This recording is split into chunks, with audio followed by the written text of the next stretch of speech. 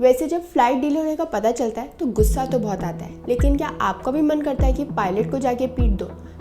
Indigo के एक passenger ने ऐसा ही किया है, क्योंकि उनकी जो फ़्लाइट थी वो बार बार डिले हो रही थी। इतने घंटों से वो एयरपोर्ट पे थे, कभी फ़्लाइट के इनसाइड थे, और जैसे ही पायलट ने अनाउंसमेंट किया कि अब हम चलने के लिए तैयार हैं, तभी उस पैसेंजर ने उस पायलट के ऊपर अटैक कर दिया। और ये हम देख सकते हैं इस वायरल वीडियो के अंदर कि कैसे एक पैसेंजर ने इंडिगो के एक पायलट के साथ असॉल्ट किया over the delay in flight, और इसके बाद इस पैसेंजर को अनरूली पैसेंजर और नो फ्लाई लिस्ट में डाल दिया गया है। इसके अगले दिन इंडिगो की एक और फ्लाइट का वीडियो वायरल हुआ, जहां हम देख सकते हैं कि कैसे जो पैसेंजर्स हैं वो मुंबई एयरपोर्ट के टारमेक पर बैठकर रिफ्रेशमेंट्स कंज्यूम कर रहे हैं, अपना खाना खा रहे हैं।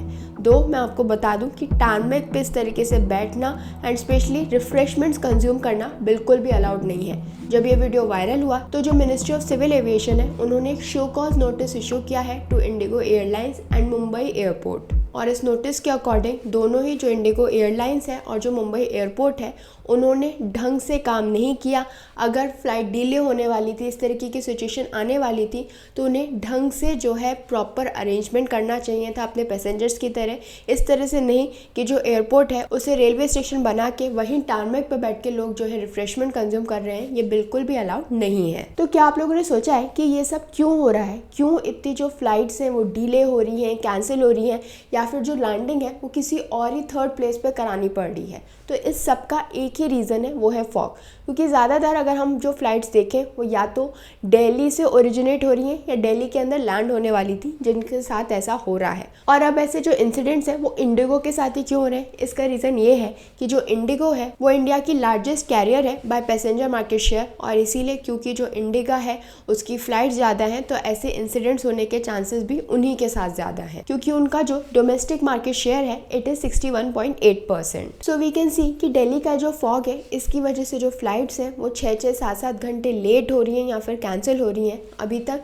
500 फ्लाइट्स जो हैं वो डिले हो चुकी हैं। 87 डिपार्चर्स जो दिल्ली एयरपोर्ट से होने वाले थे वो कैंसिल हो गए हैं, और 400 फ्लाइट्स जो कि दिल्ली के अंदर आने वाली थी, अराइवल पे आने वाली थी, वो डिले हो गई हैं। इसके अलावा जो एयरक्राफ्ट दिल्ली के अंदर लैंड हुए थे उन्हें काफ़ी आवर्स जो है, काफ़ी घंटे वेट करना पड़ा टू गेट अ गेट। और जो एयरक्राफ्ट रेडी थे, वो डिपार्चर उड़ने के लिए वो फ्लाइट रेडी थी, वहाँ पर भी काफ़ी देर लोगों को जो है प्लेन के अंदर ही बैठे रहना पड़ा, यानी बोर्डिंग हो गई थी, उसके बाद भी लोग जो है प्लेन के अंदर बैठे थे, क्योंकि जो प्लेन है वो फ्लाई नहीं कर पा रहा था, डिपार्ट नहीं कर पा रहा था। और इस पूरे कियोस्क को देखते हुए फाइनली जो director general of civil aviation है, उन्होंने SOPs इशू की हैं to airlines regarding the flight cancellation, क्योंकि काफ़ी सारी जो फ्लाइट्स हैं वो कैंसिल हो रही हैं, डिले हो रही हैं due to adverse weather condition. तो इसीलिए DGCA ने एयरलाइन से कहा है कि वो अप्रोप्रिएटली जो है काम करें, उनका जो स्टाफ है वो सेंसिटाइज होना चाहिए और ढंग से पैसेंजर्स को कम्युनिकेट करें, उन्हें बताएं कि फ्लाइट्स डिले हो गई है, कितने आवर्स डिले हो गई है, तो उन्हें जो है इस तरीके से काम करना होगा। इसके अलावा अगर कोई फ्लाइट 3 घंटे से ज़्यादा डिले हो गई है तो उसे कैंसिल कर दिया जाए, ना कि लोगों को वहीं पर एयरपोर्ट पे रख के 6-6 घंटे जो है उन्हें वेट कराया जाए। इसीलिए जो एविएशन रेगुलेटर है, उन्होंने एयरलाइन से कहा है कि वो ढंग से जो भी एक्यूरेट रियल टाइम इन्फॉर्मेशन है रिगार्डिंग फ्लाइट डिलेज या फिर जो भी फॉग रिलेटेड डिस्ट्रप्शंस है, उन्हें प्रॉपरली ढंग से टाइम टू टाइम डिस्प्ले करे टू पैसेंजर्स जो कि एयरपोर्ट पर वेट कर रहे हैं। सो नाउ वी नो कि ये सब कुछ क्यों हो रहा है, फॉग की वजह से हो रहा है। अब आप कहोगे कि ये तो अनफोर्सेबल सिचुएशन है, कौन सोच सकता था कि इतना फॉग हो जाएगा और इस तरीके से जो फ्लाइट्स हैं वो या तो डिले होंगी या फिर कैंसिल होगी। हाँ, ये अनफोर्सेबल सिचुएशन है, लेकिन ये जो सिचुएशन है वो हर साल आती है। अगर हम 2008-2009 से देखें तो तब से, जब से मैं देख रही हूँ तब से, तो दिल्ली में हर साल जो है ये फॉग की प्रॉब्लम होती है।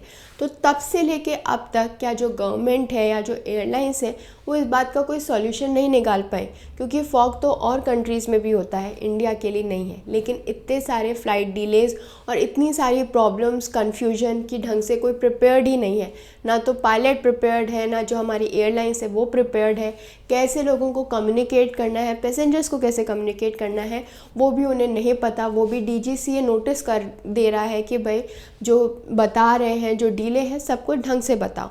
तो तब से लेके अब तक इस बात में कोई भी सॉल्यूशन नहीं आया, बल्कि हर साल जो प्रॉब्लम है वो और बढ़ती जाती है।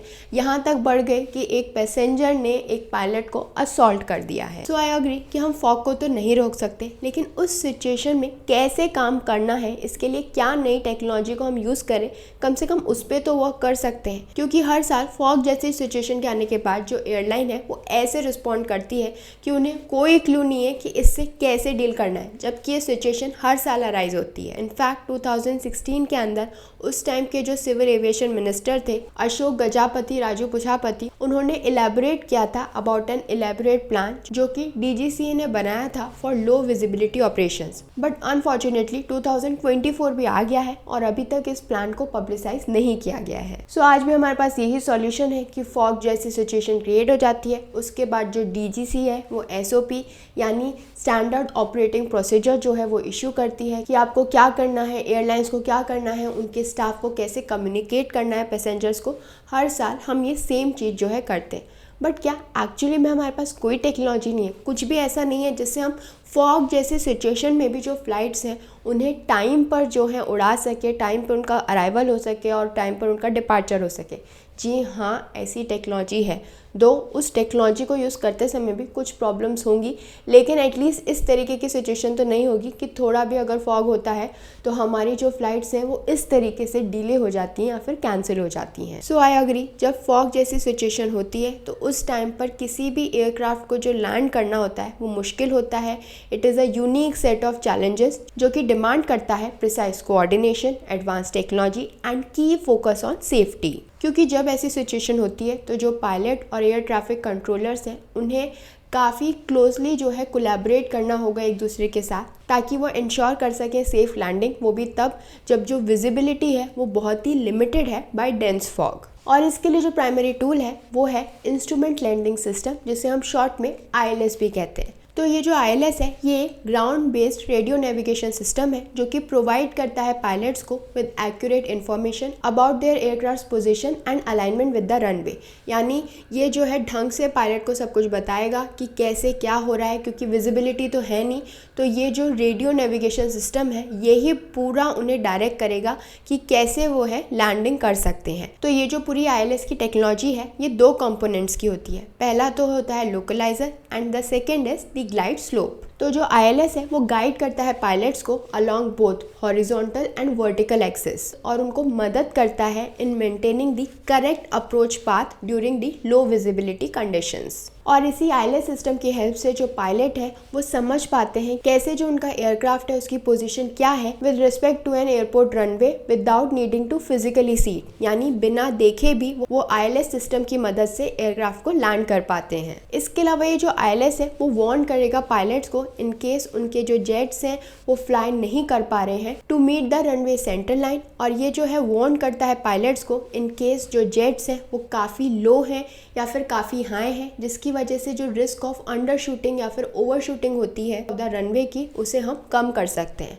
तो ये दोनों टास्क जो ये इंस्ट्रूमेंट लैंडिंग सिस्टम है जो परफॉर्म करता है बहुत ही क्रूशियल है इन एंश्योरिंग लैंडिंग उन केसेस में जहाँ पर जो पायलट्स हैं वो रनवे नहीं देख पा रहे हैं, उन्हें क्लियरली रनवे नहीं दिख रहा है, तो उस केस में ये जो ILS है ये काफ़ी हेल्पफुल रहता है। और ILS अकेला नहीं है, जो हमारे मॉडर्न एयरक्राफ्ट है वो ढंग से इक्विप्ड है with advanced avionics and auto pilot system. तो ये जो नए सिस्टम्स हैं ये एनहांस करते हैं प्रिसीजन को ड्यूरिंग फॉगी लैंडिंग्स। इसके अलावा ये जो सिस्टम्स हैं they are often coupled with radar altimeters जो कि हेल्प करते हैं in maintaining a stable descent और इंश्योर करते हैं कि जो एयरक्राफ्ट है वो फॉलो कर रहा है the designated glide path with minimal reliance on external visibility. तो हम देख सकते हैं कि कैसे इन टेक्नोलॉजीज़ की मदद से बिना देखे, यानी आपको जो रनवे जो पायलट है उसे रनवे नहीं दिख रहा है, लेकिन बिना देखे भी जो लैंडिंग है वो आराम से कराई जा सकती है because of the ILS system. और अब क्योंकि जो ऑटो पायलट सिस्टम जो आते हैं हमारे नए एयरक्राफ्ट में उनकी मदद से इजीली लैंडिंग कराई जा सकती है।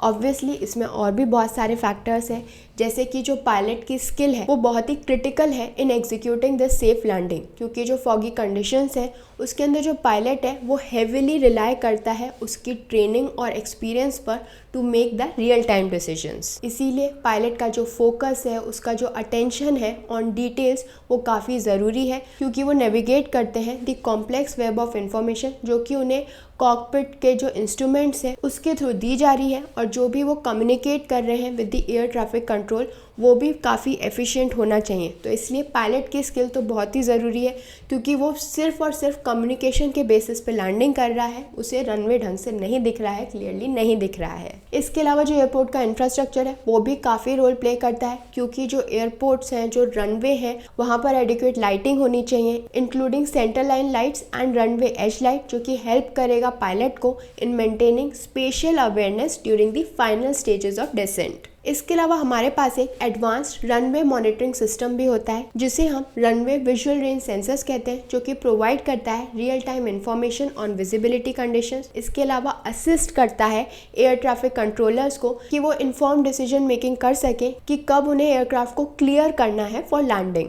इसके अलावा जो प्री फ्लाइट प्लानिंग है वो भी बहुत ज़रूरी है, क्रूशियल है, जहाँ पर जो क्रू मेंबर्स हैं उन्हें एंटिसिपेट करना होगा और मिटिगेट करने होंगे potential challenges associated with foggy weather. तो जो फ्लाइट क्रू है उन्हें केयरफुली रिव्यू करना चाहिए वेदर फोरकास्ट को, ढंग से पढ़ना चाहिए, ढंग से समझना चाहिए कि क्या विजिबिलिटी है, क्लाउड कवर क्या है, और एंटिसिपेट करना होगा उन चेंजेस को जो कि एटमॉस्फेरिक कंडीशंस में हो रहे हैं। और अगर इसके बावजूद भी जो कंडीशंस हैं वो ख़राब हो रही हैं, वर्स हो रही हैं, तो उस केस में जो फ्लाइट क्रूज हैं उन्हें इस तरीके से ट्रेन किया जाना चाहिए कि वो कैसे जो है एग्जीक्यूट कर सकें इस मिस्ड अप्रोच को, कैसे उन्हें जो पैसेंजर्स हैं उनसे बात करना है, उनसे कम्युनिकेट करना है, या फिर जो फ्लाइट है उसे कहाँ डाइवर्ट करना है, कौन सा एयरपोर्ट है, कौन सा ऑल्टरनेट एयरपोर्ट है जहाँ पर जो वेदर कंडीशंस हैं वो अच्छी हैं। सो नाउ वी नो कि फॉगी कंडीशंस के अंदर भी एयरक्राफ्ट को लैंड करना या डिपार्ट करना, इसका हमारे पास सॉल्यूशन है।